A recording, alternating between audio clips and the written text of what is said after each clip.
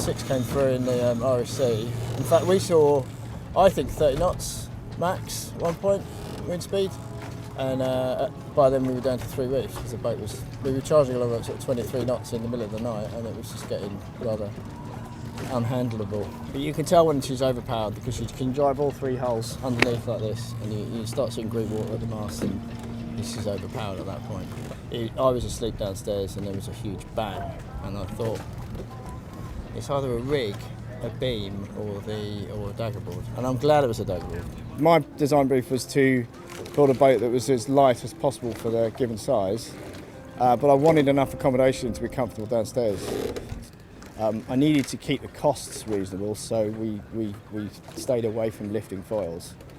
That would have added probably 80 or 100 grand to the development costs, so I wasn't in the market for that. It's a new bow and hull shape. They spent a lot of time looking at the Mod 70s. The other point about the outriggers is the outriggers have got over 300% buoyancy, so they'll support 3 times the weight of the boat.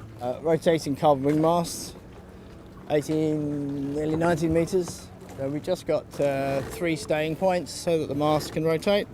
So we try not to put any fasteners through the deck unless we had to, because I'm just so fed up with leaky boats.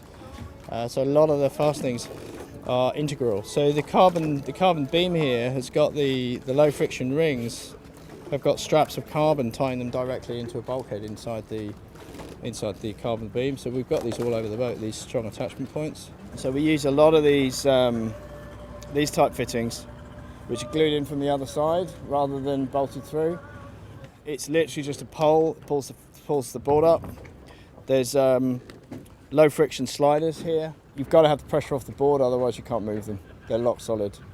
This is one of the issues. So, it's actually quite hard work because you've got to get the boat up into the wind to move the dagger boards. So this is the very high-tech beanbag that we sit on when we're helming.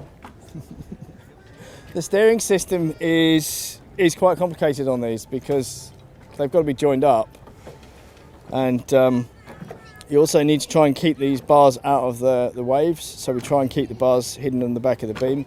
So I can helm from here, like this, which is really lovely and exposed, and you get all the waves in your face. It's great. If you're if you're sailing two-handed with the autopilot, however, you can go in a cockpit. The mast rotation, we put the mast right over whichever way we're going. The more rotation we get, the better it seems to power up. So we've got main and jib. We've also got a heavy weather jib, a asymmetric spinnaker, a 3/4 reaching like a code 0, and we've also got a masthead code 0 as well, and they go out to the bowsprit. So here we are in the fantastically luxurious galley where we cook our gourmet freeze-dried food.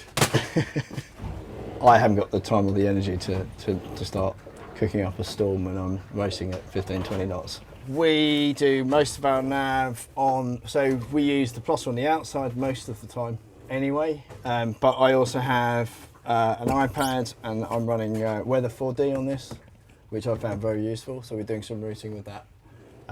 So I can be looking down here, planning the routes, and then we can transfer it to the plotter upstairs. Switch panel here, VHF and autopilot, which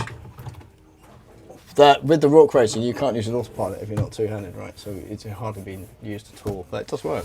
And the windows give you all-round view, so when you're in here you can actually sight up the main and make sure it's trimmed correctly without having to actually get out of the boat and get completely soaked. This is the owner's suite. Check that out. King size double at the back. Just mind your head when you get up. My kids love being in there. It's like a little cave, It's like a little den. So the escape hatch, you have to be able to open it from the outside, so that when the boat's upside down, you can get back into the boat to retrieve your grab bag and stuff. So that's what that's all about there. So this is the main carbon beam. It runs right the way through the boat. It goes from float to float.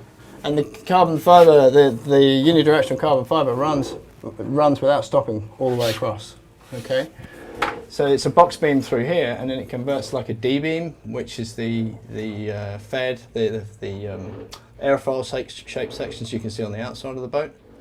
And in order to get to the deck hardware for the jib, the self-tacking jib, we've got access holes here so we can get to the bolts. Also quite nice if you think there might be something breaking. You have a little look in. Fairly comfortable single bunk if you're not at sea.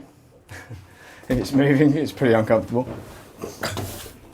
And that folds up, and here we have the luxury head.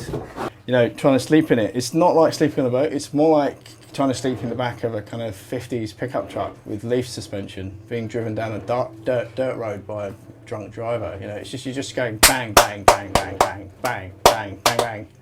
And then at the same time, you've got this kind of roaring noise both sides. So fortunately I can sleep through anything, so I've managed to get used to it and get some quite good sleep. But a couple of the guys that were racing, they said they could barely sleep at all, so they were totally knackered as a result. So there's a bit of an issue there.